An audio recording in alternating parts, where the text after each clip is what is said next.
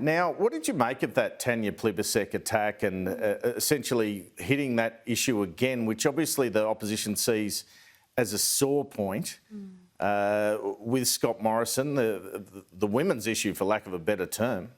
Well, the Prime Minister replied indicating how strong he thought Grace Tame is and the strength of her representation and why she well deserved that award. I mean, she is a force of nature, someone I admire and many women across Australia admire. And I don't think there's any disagreement. I don't think there was any disagreement in question time about that. So she has an important role to play, and the other issues that you mentioned about the respect at work, the culture in our building and every workplace across Australia. As a member of the Cabinet Women's Task Force, we're very engaged in that. We're all working hard to not only produce those recommendations, which came out a few weeks ago, but do the next important steps. It's a big piece of work. What can you tell us about this independent complaints process? Will it be outside government, or will it just be an arm of finance or some other department? Well, what I can tell you is it's being very carefully consulted on, and there are a lot of people in this building, a lot of women in this building who wanted to have their say. I certainly said to my staff, I want you to be able to speak freely, always to me obviously, but to this process. And we're a big building here, there's probably 5,000 people in a sitting week. I want to see this done properly. I know the Finance Minister, who's leading this as the responsible minister, wants to see it done properly too. All right, well, what about this Upper Hunter win by the Nationals? Do you see any federal implications here?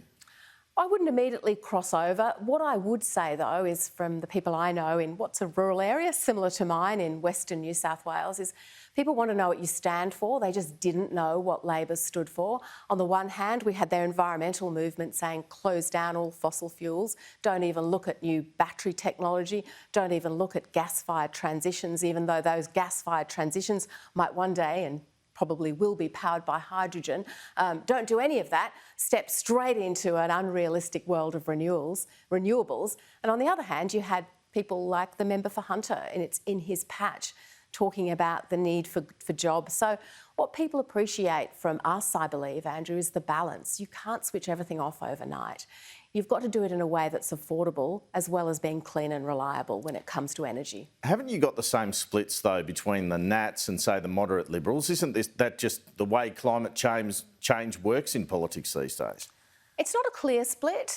Interestingly, I was at the unveiling of a sculpture for Tim Fischer yesterday in Boree Creek. We had a range of different people from my rural electorate and also National Party people. And I reflected on Tim's legacy, which was very much about being ahead of the game when it came to a lot of issues that people expect rural Australia to be behind on, but in fact we're in front of. So we are at the cutting edge of everything that when it comes to environmental water, when it comes to farming and increasingly dry climate, when it comes to that interaction on land with the wonderful land care movement that our farmers support.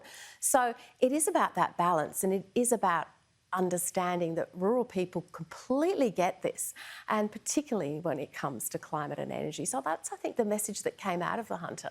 All right, well, the PM seems pretty confident about seats in the Hunter. He mentioned it again there in question time.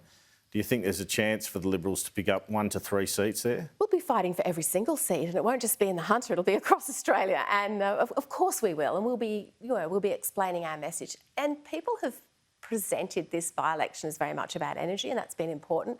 But we've had group training. We've worked on apprenticeships in the Hunter, in jobs for the future. I talked about the lithium-ion battery that we've invested in to build the next generation of storage for renewable power. So there's so much that's happening there that isn't directly related to energy, although it's closely linked to it. But it is about the things Australians care about: their jobs, their kids' futures, the cost of their home, and all of that adding up to a balance. Scott Morrison's been wearing out a track going up there, wearing out a plane really, but you took part, just to change the subject here, the G7 Environment Ministers meeting over the weekend. They were very strong on countries getting to net zero emissions at 2050 at the latest. Can Australia achieve that? I'd like to get to net zero as soon as possible. As Environment Minister, no one has that ambition more strongly than I do. It was good to participate. Obviously, Australia's not a member of the G7, but we were invited. And I talked about our oceans policy, our climate services, world-leading adaptation policy, and all the work that our farmers are doing and our environmental scientists. And I have to say, it was well received, because one of the themes leading up to Glasgow is actually adaptation, recognising that the climate is changing, wanting to restrict that change to as little as possible, but recognising that we have to adapt along the way. There is strong understanding that Australia can lead the world in some of the science of ocean carbon absorption, of blue carbon, and of farming systems that actually put our farmers front and centre. And we had some great soil announcements in the budget that complement that. But Australia's feeling the pressure from the UK and the US on this issue. That's fair, isn't it? I think Australia's explaining to the UK and the US what it is that we're doing. I had a call with Arthur Sinodinos this morning to talk about our oceans package and the meaning that it might have and the linkages that we can have. And I know that Special Envoy Kerry is interested in us participating in technology when it comes to green hydrogen. We talk a lot about blue carbon, but we actually haven't got the tools to measure it very well. But we know that in our region in the Pacific, where, for example, you grow seaweed faster than anywhere else in the ocean, you've got the opportunity to store carbon faster than anywhere else. But what we're investing in is the science of how you do that really well, how you measure it, how you monitor it, and how you send the technology internationally. Well, will we have a target by the end of the year? It certainly appears that way for 2050 or for net zero. And can you bring the Nationals with you on it? I think the government is very aligned on this, and while everyone doesn't agree with everything, and it's not for me to say when that target might be announced, the Prime Minister's made it very clear, Angus Taylor's made it very clear, as soon as possible. All right, you've had a report from Professor Graham Samuel on changes to the EPBC Act.